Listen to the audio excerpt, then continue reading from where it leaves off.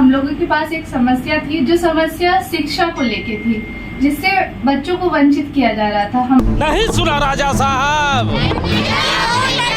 हमारे पंचायत के बच्चों को, तो इसी समस्या को लेके हम लोग हिमांशु अंकल के डी फोकस के कार्यालय में पहुंचे थे, बहुत उम्मीद से कि इनकी आवाज जरूर दूर तक पहुंचेगी। फिर ये मदद करने हमारे यहाँ आए, पहुंचे, इन्होंने अपने बुलंद आवाज में कहा और इनकी आवाज ऊपर तक गई और अतः आज हमारा स्कूल जो है BIB 11D जो बंद होने के तागात पे था, आज रुक गया है। तो इस वजह से हम लोग इनके पास मिठाई और फूल माला लेके इनके स्वागत के लिए इनके कार्यालय दोबारा पहुंचे हैं, क्योंकि जो भी हुआ है आज सब इन्हीं की बदौलत है। नहीं सुना तो सुन लीजिए, यह बोकारो स्टील सिटी का 11D का हाई स्कूल है, जिस जगह पर मैं मौजूद हूँ, जहाँ पर छोटी छोटी बच्चियाँ कल मेरे कार्यालय चलकर आई थी और कहा कि हिमांशु अंकल, बेटी हूँ, पढ़ना चाहती हूँ और हमें पढ़ने दीजिए, मजबूर मत करिए कि अपने स्कूल को छोड़कर कई किलोमीटर दूर पैदल चलकर स्कूल जाना पड़ेगा। जी, हम जो है कि 11D के स्कूल जो बंद होने के कगार में थी, आपके प्रयास से, डी फोकस के बोकारो के प्रयास से आपने अच्छा सहयोग किया और हमारा स्कूल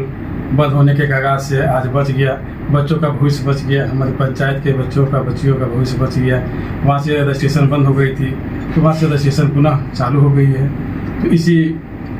दिल में इच्छा थी कि आपने इतना अच्छा प्रयास किया हमारे बच्चियों के लिए, पंचायत के लिए, इसी उद्देश्य से हम आपके यहाँ फिर दोबारा आए हैं फूल का माला लेके, ताकि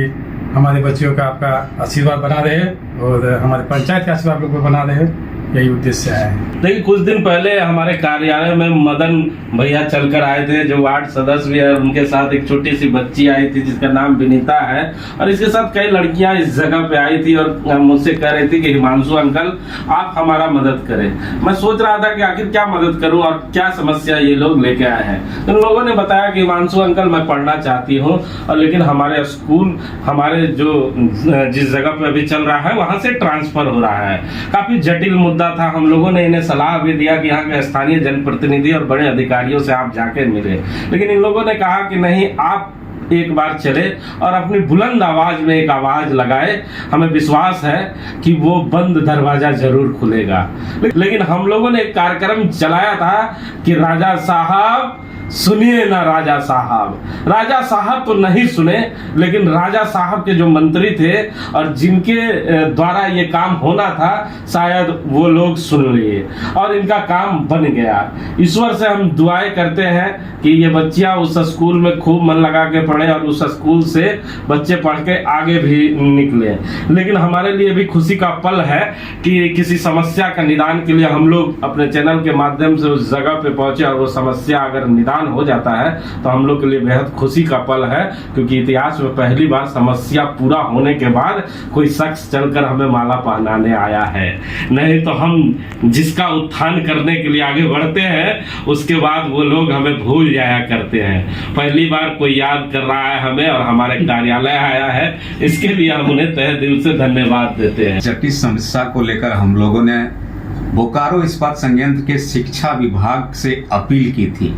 CBSE से अपील की थी, झारखंड सरकार से अपील की थी। उस जटिल समस्या का निराकरण आखिर हमारी पहल के बाद हो ही गया। इसलिए हम सबसे पहले बोकारो इस्पात संयंत्र के शिक्षा विभाग का आभार जताते हैं और CBSE बोर्ड का भी आभार जताते हैं, क्योंकि इस देश की संवेदनशील सरकार हमेशा कहती है कि बेटी बचाओ बेटी पढ़ाओ, और बेटियों को उस स्कूल से बेहद लगाव था, क्योंकि उसके आसपास की हजारों लड़कियां उस विद्यालय में पढ़ने आती हैं और इन्हें डर था कि अगर इस विद्यालय को ट्रांसफर कर दिया जाएगा तो इनका शिक्षा वहीं रुक जाएगा। लेकिन चूंकि शिक्षा विभाग ने जिस संवेदनशीलता का परिचय दिया हमारे समाचार के प्रसारण के बाद, उससे लगता है कि बोकारो इस्पात संयंत्र क्षेत्र के शिक्षा विभाग को अगर सही तस्वीर पेश की जाए तो बच्चों की पढ़ाई बाधित नहीं होगी और 11D का जो CBSE स्कूल है अब वो ट्रांसफर नहीं होगा और उस क्षेत्र के आसपास के दर्जनों गांव और सेक्टर 9, सेक्टर 8, सेक्टर 6, सेक्टर 5 के बच्चे जो बड़े प्राइवेट स्कूलों में, सीबीएसई स्कूलों में पैसे देकर पढ़ने में सक्षम नहीं है, सीबीएसई की शिक्षा वहां अब हासिल करेंगे और पढ़ने के साथ साथ इस जिले और इस देश को आगे ले जाने में भी अपना योगदान देंगे। एक बार फिर हम सभी विभागों को अपने चैनल के माध्यम से आभार जताते हैं।